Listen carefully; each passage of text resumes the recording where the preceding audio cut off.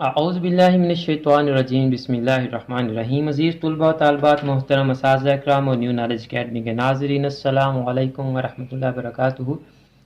आज की वीडियो में हम फेडरल बोर्ड आईकॉम पार्ट 1 के स्टूडेंट्स को उनके last paper principles of accounting का पेपर पैटर्न और पेयरिंग स्कीम बताएंगे। हम उनको बताएंगे कि आपके कौन से चैप्टर्स बहुत इंपॉर्टेंट हैं जिनमें से हर साल आपको पेपर में क्वेश्चन आ रहा है।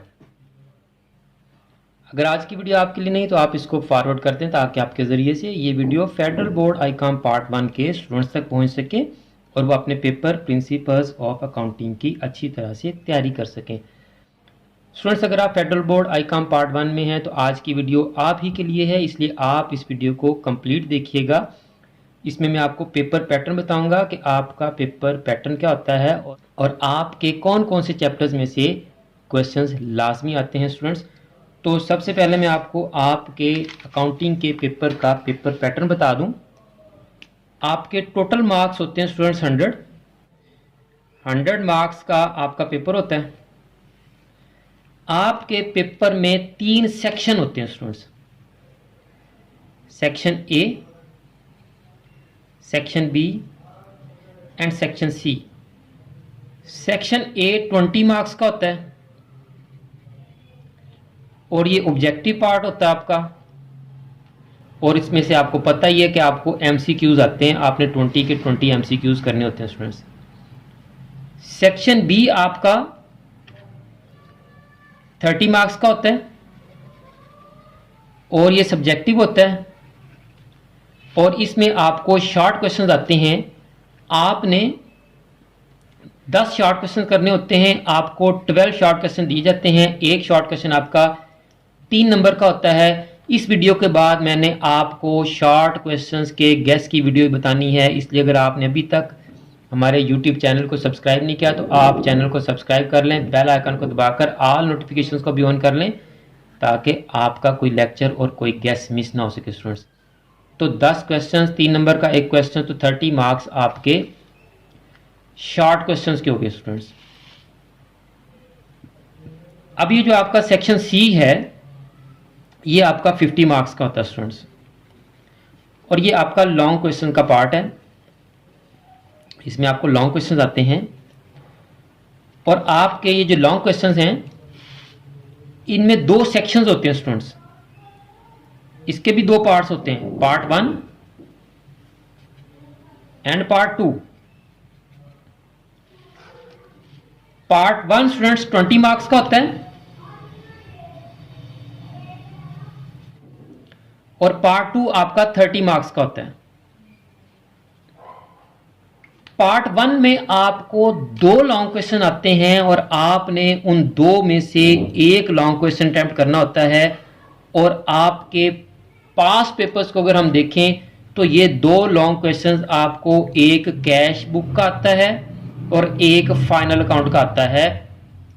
2016 के पेपर को छोड़ के उसमें कुछ और आया है, अभी मैं आपको जब तमाम ये इसका डाटा शो करूंगा तो आपको उसमें बता दूंगा मैं। तो आपको नॉर्मली कैश बुक और फाइनल अकाउंट के ये 2 क्वेश्चन आते हैं। हर क्वेश्चन 20 मार्क का होता है। आपने इन दोनों में से एक अटेम्प्ट करना होता है, तो आपके 20 मार्क्स इधर से आगे स्टूडेंट्स। ये जो आपका पार्ट 2 है 30 मार्क्स का, इसमें आपने 3 लॉन्ग क्वेश्चंस करने होते हैं और आपको 4 लॉन्ग क्वेश्चंस दिए जाते हैं। तो आपने 4 में से 3 लॉन्ग क्वेश्चन करने हैं। हर लॉन्ग क्वेश्चन 10 मार्क्स का, 10 × 3 30 मार्क्स आपके पार्ट 2 के आगे स्टूडेंट्स।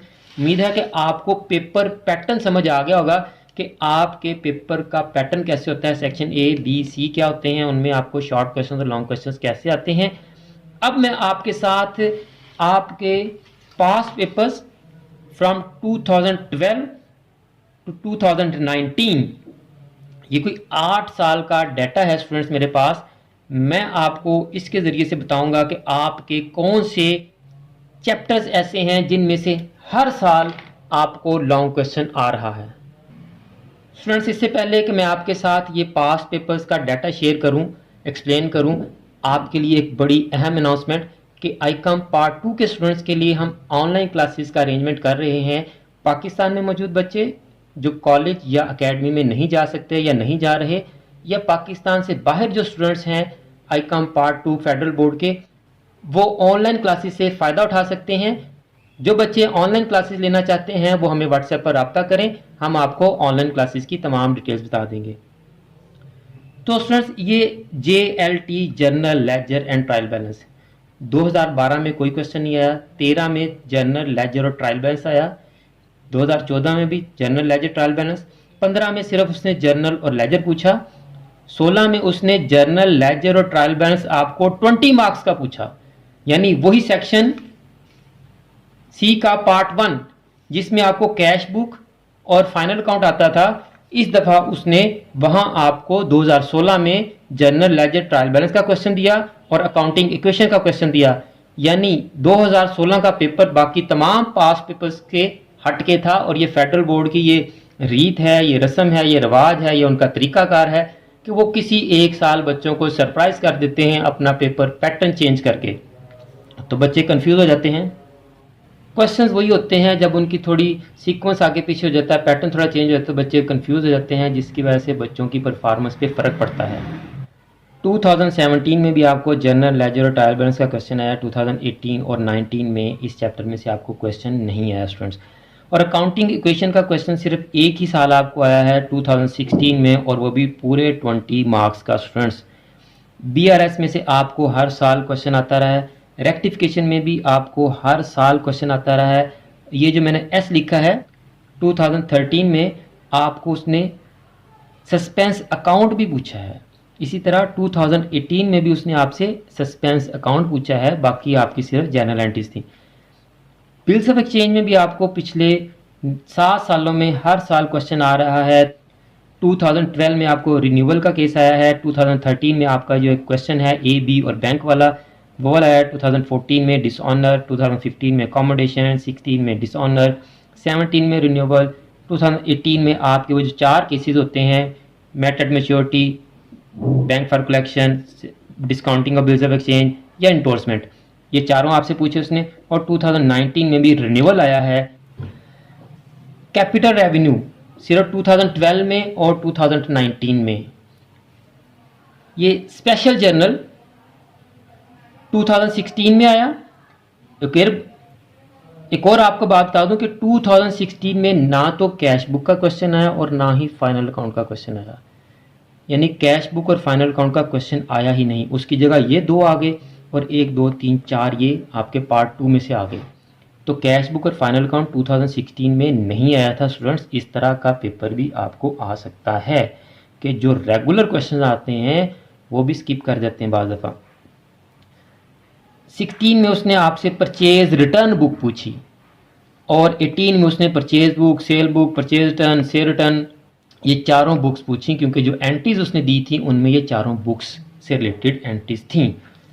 तो स्टूडेंट्स, ये थे आपके पास पेपर्स के मुताबिक इम्पोर्टेंट चैप्टर्स जिनमें से आपको हर साल क्वेश्चन आता रहा है। अब मैंने आपको बताने हैं कि द मोस्ट इम्पोर्टेंट कौन से हैं, आप पहले किस चैप्टर को तैयार करें, बाद में किसको तैयार करें, फिर किसको तैयार करें, और आपके रिड्यूस सिलेबस में अब कौन से चैप्टर नहीं हैं, ये सारा कुछ मैंने आपको बताना है। इसलिए वीडियो में हमारे साथ ही रहें अभी स्टूडेंट्स। तो आपके रिड्यूस सिलेबस में स्टूडेंट्स इस बार बिल्स ऑफ एक्सचेंज नहीं है, कैपिटल एंड रेवेन्यू भी नहीं है, स्पेशल जर्नल भी नहीं है। यानी बिल्स ऑफ एक्सचेंज आपके सिलेबस में नहीं है, कैपिटल रेवेन्यू आपके सिलेबस में नहीं है, स्पेशल जर्नल आपके सिलेबस में नहीं है स्टूडेंट्स। तो अब आप देखें आपके टॉपिक कौन से बचते हैं पीछे।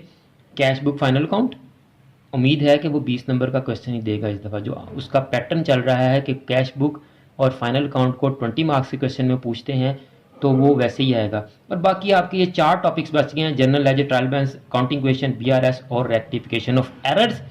यानी आपके 6 ही चैप्टर्स बचे हैं। 6 चैप्टर्स में से उसने 6 क्वेश्चन देने हैं आपको, 2 इधर और 4 इधर। उम्मीद की जाती है कि पिछले पैटर्न की तरह वो कैश बुक और फाइनल अकाउंट को 20 मार्क्स का ही देगा और बाकी के जो 4 आपके टॉपिक्स बचे हैं ये 10-10 मार्क्स की देगा। अगर वो कुछ गड़बड़ करता भी है तो आप ज़हनी तौर पर तैयार रहिएगा। इन 6 में से ही आपको क्वेश्चंस आने हैं। 20 नंबर के क्वेश्चंस की अगर वो अरेंजमेंट चेंज करते हैं तो आप घबराइएगा ना, आप पेपर को रिलैक्स होकर अटैम्प्ट कीजिएगा, आपके इंशाल्लाह पूरे नंबर आएंगे। स्टूडेंट्स, आपकी अकाउंटिंग के काफ़ी लेक्चर चैनल पर मौजूद हैं, आप उन लेक्चर्स को देख लें। इसके अलावा जिन बच्चों ने स्मार्ट सिलेबस की वीडियो नहीं देखी तो यहाँ आपके पास अकाउंटिंग के लेक्चर्स की वीडियोस भी आ रही हैं और स्मार्ट सिलेबस की वीडियो भी आ रही है, आप यहाँ से इन वीडियोस को भी देख सकते हैं। मुझे भी अपनी दुआ में याद रखा करें। जज़ाकल्लाह।